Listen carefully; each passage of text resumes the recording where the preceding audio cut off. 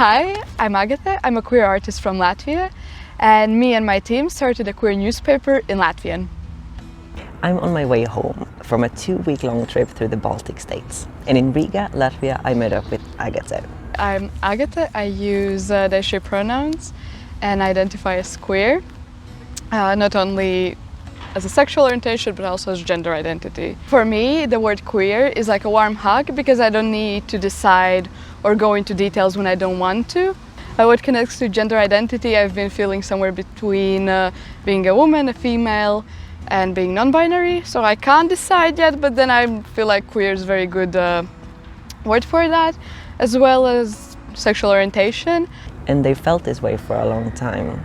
So since middle school, I've been thinking about myself as bisexual, and then that's how a few years went past. But I never felt like a part of a community. I felt like, oh, here's queer community and here's me, and we have same goals, but I didn't feel a part of it. And I think it changed at the moment when I spontaneously came out to my mom.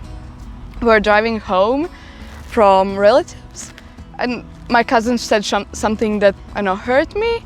I don't know in which way. It wasn't directed at me, but just about something that he believes into or not. And then we were discussing, because sometimes with my mom we have discussions, the best discussions when we go home. Then it was somehow like, oh, yeah, you know what, Mom? I like also girls, not only boys. She was very accepting and very loving. She said that it doesn't matter to her. But I think already previously I have brought up some topics that for her it was like, maybe, that it wasn't a complete surprise to her. I didn't say that I'm bisexual, but then we came home and I came to her, she was doing something, she was like, so you're bisexual? And I was like, you know such a word? So it went very well. And then I think somehow slowly I start more accepting myself as that I'm part of community. And then at the end of August of 2021, I went to my first queer youth exchange, Erasmus+. And that was a life-changing opportunity, and it was very safe space that I've never experienced before. And then I could slowly, feel more like myself, being comfortable around people, speaking out my opinions. Yeah, and then I felt like I'm part of community because I also met Active Rainbow. And from the first day, the facilitator of the project, they were like, you are part of Active Rainbow. And I took that to heart. Active Rainbow is an organization that is mentioned in pretty much all of my videos from Riga. And amongst other things, they organize these projects where a group of people go to a country and they participate in a project that might look something like this. My project was called Youth in Activism, and we learned many tools about activism. We spoke what is genderbread, what's the difference between sex, attraction, expression, gender expression. I think this tool is called as genderbread or gender unicorn. It's a very useful tool to understand and not to mix them up. And then we had different discussions about a lot of topics, and I learned many things that in my life I didn't experience, like how it is to be a trans person in this country. In this country, we had participants from Italy, Slovenia, Netherlands, Latvia, Portugal. So it's really not only this intercultural experience, but also this intersectionality between different genders, different cultures, not always, but also people of different race. Also, what we did was we had street action. So we went in the streets of Zwolle, which is a city in Netherlands, and then we prepared different things we could offer people so they can learn new things or interact with us and ask how it is to be a queer person. And it was, at first, this was my first street action. It was scary. I felt very judged, and I think first moments when we arrived, I was like, okay, a bit of distance. But then we had a few people who were very nice, open and sweet, and they were kind. I was like, okay, I feel safer. So if I did something now, I would be more comfortable with doing it, especially if I have people around me that I feel safe. Yeah, I would suggest everyone to take part in projects in general, but especially in queer ones, because that's one-of-a-kind experience. But Agate's activism did not stop after these 10 days. From our first project, we had a follow-up activity, and usually follow-up activity means that it's a part of project that is after that week, where we can share our knowledge or experience with other people. So that in this Erasmus Youth Exchange, not only 30 people benefited, but 100, maybe 200, maybe more. So every national team goes back to their countries and then decide what to do. It can be an article, it can be some events, or my team, the Latvian team, decided to make a queer newspaper in Latvian, because we thought that in Latvia we very much lack information in Latvian. And this is how they got the idea. My friend, she was visiting Bologna in Italy, where there's a queer organization, Cassero, and they are making this monthly queer newspaper, which is like folded up, and then it opens up to a huge paper of a lot of text. Another side always have an amazing poster, and we decided, okay, maybe let's do something like that. So we created our first one, we created our second one.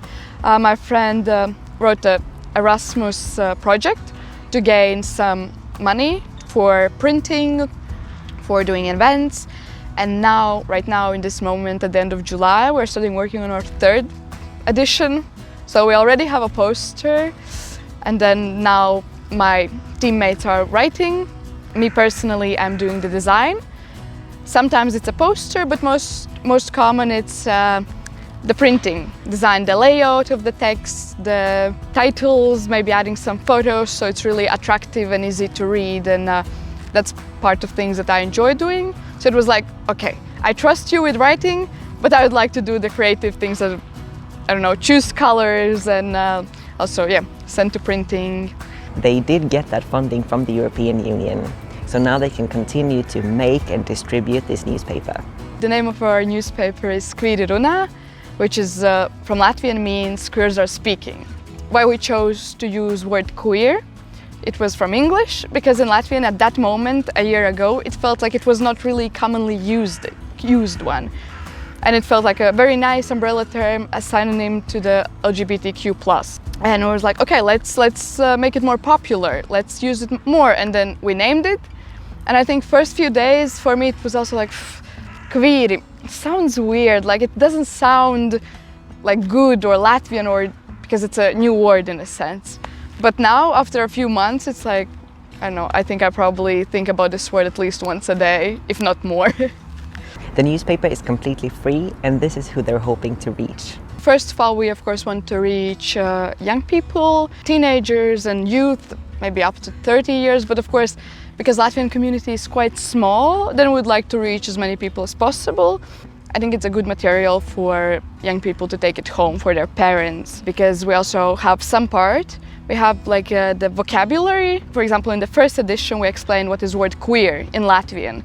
In the second edition, we took the simplest terms, which was like lesbian, gay, trans, and some other.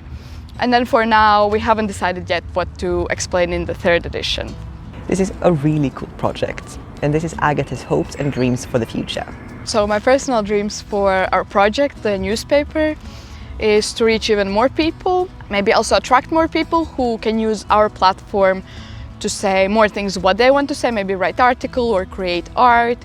In that part, we also would like to have more recognition, more followers, so more people know about it, more people can share it. And of course, it would be amazing if people have this safe environment within their family, they can share it with their family, their parents, their grandparents, or any other relative, so that it might be easier for someone to explain. Or sometimes we interview queer people, so we try to get their points of view, how it was to be. For example, in our first edition, there was an interview of a woman who is lesbian. So, for example, some young person or anyone actually can bring it to their parents, and their parents can find out how it is to be a lesbian in Latvia, how it is to growing up a lesbian, or any other part of community. Agate is also a part of Active Rainbow, and like she mentioned before, that was her way into the queer community. So they also want to share their hopes and dreams for the future of that organization. For now, Active Rainbow works mostly in Latvia, sometimes as well in Greece. But of course, with these projects, my friend's dream, who is the main person in Active Rainbow, is to have Active Rainbow go to another countries. So maybe someone who's been in project from Italy, they go back home and they wish to create their own Italian Active Rainbow. But it's just a dream for now, not yet, but we never know what will happen next.